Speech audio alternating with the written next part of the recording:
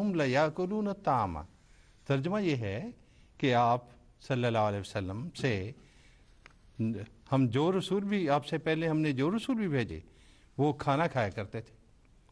اب اگر رسول نبی نہیں ہوتا اور نبی رسول نہیں ہوتا تو میں نے کیا بنیں گے کہ اگر رسول اور نبی کو الگ الگ مانیں تو اس آیت کی روح سے یہ مانا ہوں گے کہ رسول تو سب کے سب کھانا کھایا کرتے تھے، نبی کھانا نہیں کھایا کرتے تھے. مانیں گے آپ کہ سارے نبی کہتے ہیں ویسے تو 1,24,000 میں سے 115 ہی رسول ہیں، یہ بھی ان کی من گھڑت بات ہے، نہ قرآن میں لکھا نہ حدیث میں لکھا، اور باقی سارے نبی تھے. اس آیت سے تو یہ پتہ لگتا ہے رسول صرف کھاتے تھے، نبی سارے بھوکے رہتے تھے. پھر ایک اور آیت ہے وَمَا أَرْسَلْنَا مِن رَسُولٍ إِلَّا لِيُطَاعَ بِإِذْنِ اللَّهِ، جو بھی رسول بھیجا ہے اس لیے کہ اللہ کی اطاعت کریں، ٹھیک ہے، اللہ کے حکم سے اس کی اطاعت کریں. اب کیا اس کے یہ معنی ہے کہ رسول کی صرف اطاعت کریں، نبی کی اطاعت کی ضرورت نہیں، جو مرضی کرتے رہو، جیسے مرضی سلوک اس سے کرو؟ نعوذ باللہ، یہ بات بالکل نہیں ہو سکتی. یہ جو لفظ ہے اس پر تو میں سمجھتا ہوں سوال اٹھانا ہی بڑی نادانی ہے، کیونکہ دیکھیں کلمہ طیبہ میں کیا ذکر ہے، لا الہ الا اللہ محمد رسول اللہ، رسول اللہ قرار دیا ہے. آیت خاتم النبیین میں ہے ما کان محمد نبا آدم من رجالکم ولکن رسول اللہ و خاتم النبیین، یعنی خاتم النبیین بھی قرار دیا اور رسول اللہ بھی قرار دیا. تو دونوں الفاظ بیک وقت استعمال ہوتے ہیں، اور اس کا ایک یہ پہلو سمجھنا چاہیے کہ جب اللہ تعالیٰ کی نسبت سے ایک بندہ اللہ تعالیٰ اس کا انتخاب کر کے اس کو لوگوں کی طرف بھیجتا ہے تو وہ رسول ہوتا ہے. جو پیغام اس کو دیا جاتا ہے، جو وہ لوگوں تک پہنچاتا ہے، جس کی بنا پر وہ پیشگوئیاں کرتا ہے، غیب کی خبریں بتاتا ہے، وہ نبی کہلاتا ہے. تو دونوں حیثیتیں ہیں، ان حیثیتوں کا ایک فرد پر بیک وقت اطلاق ہونا اصل میں بات ہے. اسی لیے دیکھیں جیسے ابھی مثال آپ نے سنی، حضرت اسماعیل علیہ السلام کے بارے میں رسول النبی قرار دیا. تو اگر رسول کا درجہ اونچا ہے اور نبی کا کم ہے تو یہ کیسے ہو گیا کہ دونوں درجے ذکر کر دیے جائیں؟ کسی کو کہا جائے یہ ایم اے پاس بھی اور بی اے پاس بھی ہے، یہ تو نہیں کہا جا سکتا. دونوں حیثیتیں ہیں اور اپنی اپنی حیثیت کے حساب سے دونوں الفاظ ایک ہی فرد پر بیک وقت ان کا اطلاق ہوتا ہے. حضرت مسیح السلام کا ایک چھوٹا سا حوالہ پیش کر دوں جس میں آپ نبی بھی اور رسول بھی فرماتے ہیں، اور وہ واضح حوالہ ڈیسائسو ہے، فیصلہ کن ہے. فرماتے ہیں تمام آدم زادوں کے لیے اب کوئی رسول اور شفیع نہیں مگر محمد مصطفیٰ صلی اللہ علیہ وسلم. سو تم کوشش کرو کہ سچی محبت اس جاہ و جلال کے نبی کے ساتھ رکھو. رسول بھی آ گیا، نبی بھی آ گیا، اور اس کے غیر کو اس پر کسی نوع کی بڑائی مت دو تا آسمان پر تم نجات یافتہ لکھے جاؤ. اور یاد رکھو کہ نجات وہ چیز نہیں جو مرنے کے بعد ظاہر ہوگی، بلکہ حقیقی نجات وہ ہے کہ اسی دنیا میں اپنی روشنی دکھلاتی ہے. نجات یافتہ کون ہے؟ دیکھیں دوبارہ رسول اور نبی کا ذکر آنے لگا ہے. وہ جو یقین رکھتا ہے جو خدا سچ ہے اور محمد صلی اللہ علیہ وسلم اس میں اور تمام مخلوق میں درمیانی شفیع ہے، اور آسمان کے نیچے نہ اس کے ہم مرتبہ کوئی اور رسول ہے. پھر رسول کا ذکر آ رہا ہے. تو یہ ہے جماعت احمدیہ کا، اور نہ قرآن کے ہم مرتبہ کوئی اور کتاب ہے، اور کسی کے لیے خدا نے نہ چاہا کہ وہ ہمیشہ زندہ رہے مگر یہ برگزیدہ نبی ہمیشہ کے لیے زندہ ہے. حضرت صلی اللہ علیہ وسلم کا ایک شعر سنا دوں. ایک شعر بالکل ناظرین آپ نے دیکھ لیا کہ قرآن کریم کی آیات سے بھی اور حضرت اقدس مسیح علیہ السلام کے مبارک فرمودات سے بھی یہ ثابت ہو گیا کہ جو جماعت احمدیہ کا موقف ہے، جو حضرت مسیح علیہ السلام کا جو اس بارے میں عقیدہ ہے، وہ قرآن سے متصادم نہیں بلکہ قرآن کے عین مطابق ہے. قرآن کریم ایک شعر صرف سنا دوں. ہم تو رکھتے ہیں مسلمانوں کا دین، دل سے ہے خدا میں ختم المرسلین. یہ حضرت مسیح السلام کا شعر ہے، ازالہ اوہام میں ہے، دور سمین دیکھ لیں.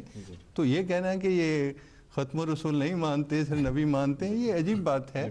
ایک تحقیقی ادارے کو ایسے بودے سوال نہیں کرنے چاہیے. ناظرین ہمارا پروگرام کا وقت تقریباً ختم ہو جاتا ہے. ہم آپ کو یاد دلاتے چلیں کہ آپ کے ذہن میں کوئی بھی سوال اگر جماعت احمدیہ کے عقائد سے متعلق ہے تو وہ ہمیں ضرور بھیجیں. ہمارا ای میل ایڈریس ہے quest@mta.tv اور ہمارا پوسٹل ایڈریس ہے programme persecution MTA International 16 Gressenhall Road London SW18 5QL. اور اگر آپ ٹیلی فون کر کے اپنا سوال ریکارڈ کروانا چاہتے ہیں تو اس کے لیے ہمارا ٹیلی فون نمبر ہے 00442088754277.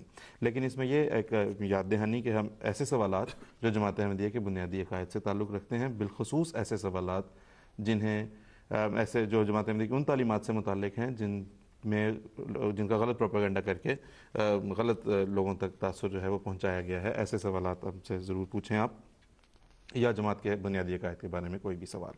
ایک ہمارے پاس ابھی 2-3 منٹ ہیں, میں سمجھتا ہوں کہ یہ اچھا موقع ہے کہ یہ پوچھ لیا جائے. ربیع الاول کا مہینہ بھی ہے جو کہ رسول اللہ صلی اللہ علیہ وسلم کی ولادت کا مہینہ ہے. آج کل ایک بڑا ہاٹ ایشو جو ڈسکس ہو رہا ہے ہمارے دوسرے غیر از جماعت ٹیلی ویژن چینلز کے اوپر, وہ یہ ہے میلاد النبی کو منانا یا نہ منانا. اکثریت تو اسی بات پہ بولتے ہیں کہ ضرور منایا جانا چاہیے, اور وہ یہ کہتے ہیں کہ یہ جو نہیں کہ مناتے وہ گویا بڑا کوئی غیر اسلامی گناہ, اس کو کسی گناہ کا مرتکب ہوتے ہیں, وہ کوئی غیر اسلامی حرکت کرتے ہیں. اور یہ ہے کہ جماعت احمدیہ پر بھی یہ اعتراض کیا جاتا ہے کہ یہ جشن میلاد النبی نہیں مناتے.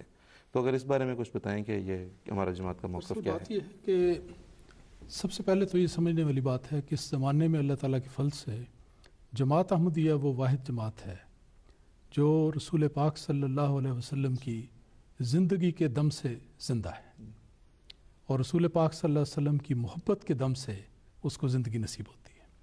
اور حقیقت یہ ہے کہ جتنی محبت, جتنا ایمان, جتنا یقین اور جتنی والہانہ محبت رسول پاک صلی اللہ علیہ وسلم سے ایک احمدی رکھتا ہے, اس کی مثال آپ کو حقیقت میں دنیا میں کسی اور جگہ نہیں ملے گی. دعوے بڑے مل سکتے ہیں, لیکن جہاں رسول پاک صلی اللہ علیہ وسلم کی عزت اور حرمت کو دفاع کا سوال ہے, اس کی خاطر مارے کھانے کا سوال ہے, ان کی خاطر جیلوں میں جانے کا سوال ہے, یہ قربانی اور بڑے اعزاز کے ساتھ دینے کا جو فخر ہے یہ جماعت احمدیہ کو حاصل ہے.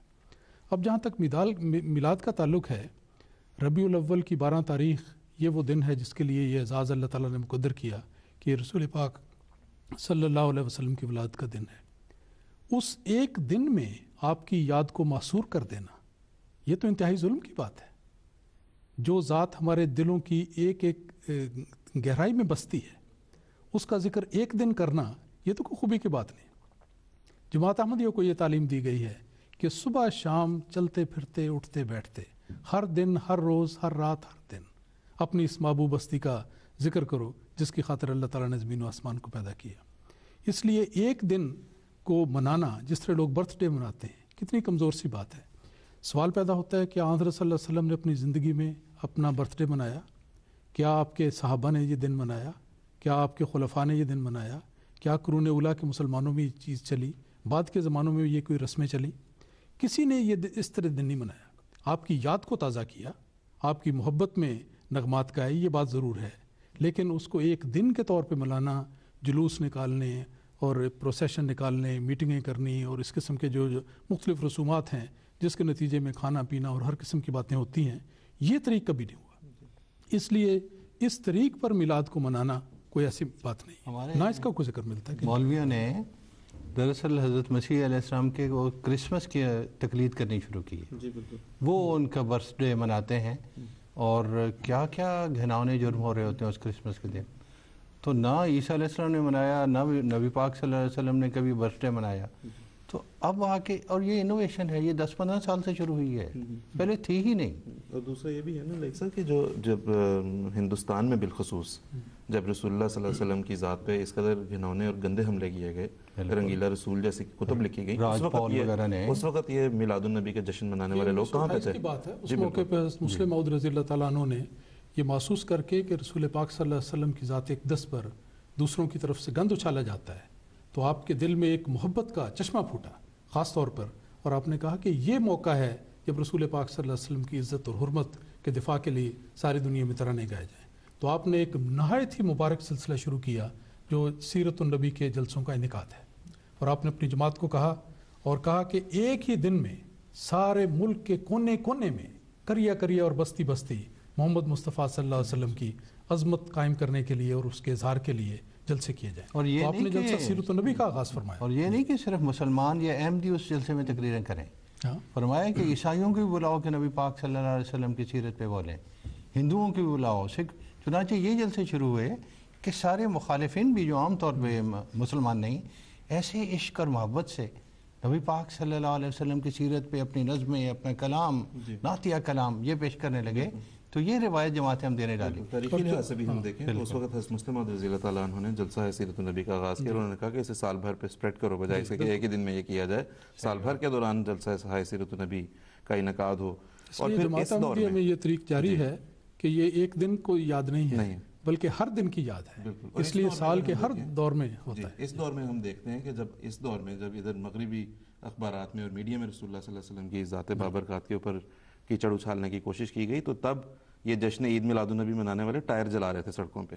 اور تب بھی حضرت امیر المومنین ایدہ اللہ تعالیٰ بن نصر العزیز تھے جنہوں نے وہ خطبات ارشاد فرمائے جس میں رسول اللہ صلی اللہ علیہ وسلم کی پاک سیرت کا بیان کیا گیا تاکہ دنیا کو اس سے متعارف کروایا جائے. امام صاحب، لائق طاہر صاحب، داؤد صاحب، آپ کا بہت بہت شکریہ. ناظرین آپ سے اجازت چاہتے ہیں. السلام علیکم ورحمۃ اللہ وبرکاتہ.